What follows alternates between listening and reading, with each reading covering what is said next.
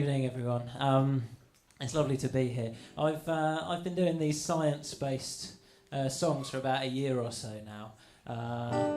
There it is, and it's been a strange year actually, because the trouble with doing science-based songs is you've got to kind of walk the line right between being factually correct and being entertaining, and there'll always be someone to whom your songs aren't factually correct enough, and someone to whom your songs aren't entertaining enough. And you generally try to make sure it's not the same person. But it's, over the last year, everything's changed, hasn't it? The whole climate has changed because now you don't really have to worry about the factually correct bit so much. It's not so important. So this is really great because it means I can kind of just write songs on the drive to a gig now. I used to fact check them and everything, and now I just kind of do it on the way and hope for the best, really. And if you've got enough sort of vim and vigour and chutzpah, you can get away with it. So we're going to have a little song about, but I don't really, I do maths by day, I don't really know a lot about science, so I just kind of thought on the drive down, I just think of all the things that I sort of half knew about science, chuck them together, and if I got anything wrong, I'll just be trolling all the proper scientists, so it'll be sort of win-win, so yes, give it a go. Ooh, alternative facts of science. Oxygen goes in your mouth, CO2 comes out. Somewhere at the other end, methane hangs about. Chemistry is really cool, chemistry's the best. If you live in Albuquerque dealing crystal meth. Ooh, alternative facts of science. Don't worry about it, Evie, don't worry about it, Jed. If you can't keep that pesky 8 times table in your head, when you're older you'll have a computer in your brain, so don't stress yourself about it, go watch Ice Age 4 again. Ooh, alternative facts of science. Biology is fun, it's science without all the graphs. Stick your peacock feathers up, boys, no you don't look daft. Then pass that gene for confidence on to your next of kin. They might end up in high office where confidence alone is king. Ooh, alternative facts of science. Archaeology is wonderful, it really is profound. God tested our faith by hiding dinos underground. Paleontology is different, I don't remember why, but that geek in Friends got laid, so maybe I'll give it a try.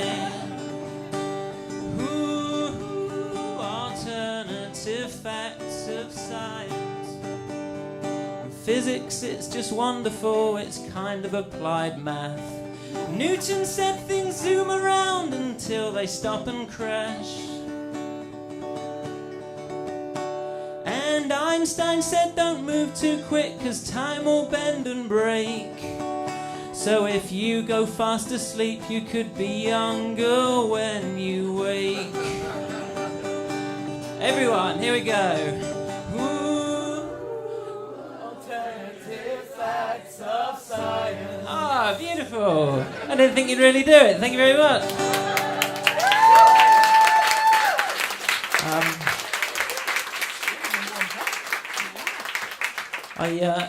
It's fun doing that song, but in gigs that aren't quite so civilised as this, sometimes people are sort of coming in and out, and if they miss the preamble at the start, they just think you're an idiot. A guy came up to me after a gig, he's like, "You can't describe Newton's laws of motion like that. It's irresponsible. You can't do it."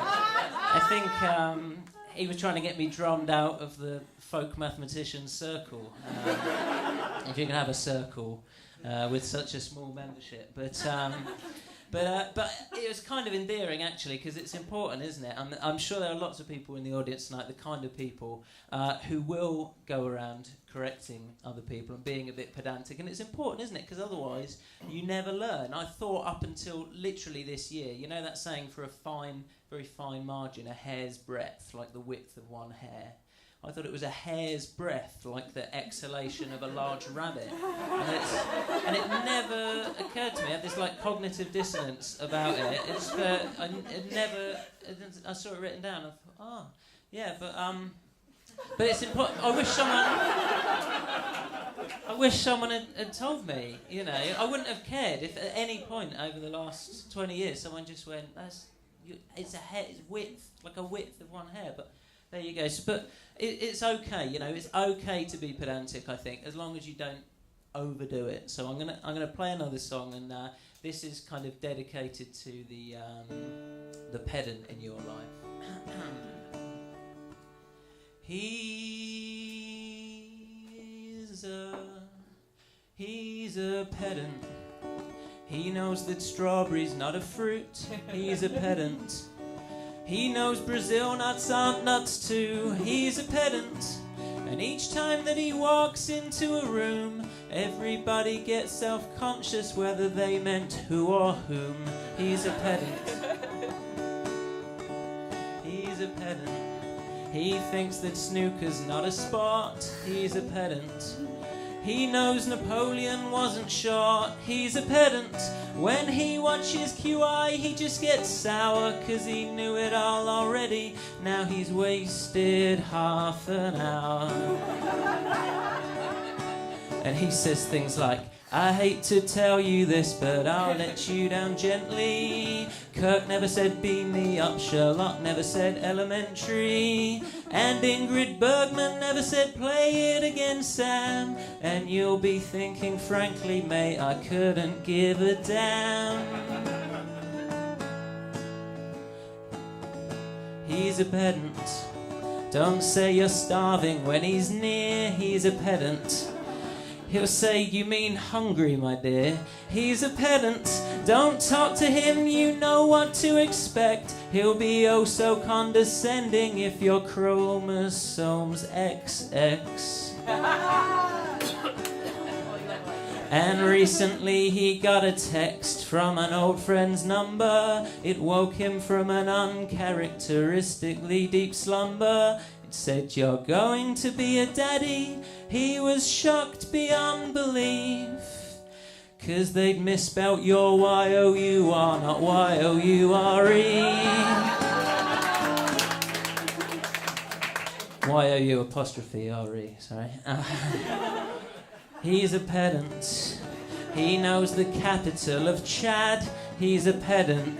It's N'Djamena, but then you knew that. He's a pedant. And the strangest thing you'd have to say, he writes songs in the third person just to make it seem okay. He writes songs in the third person just to make it seem okay. Thank you.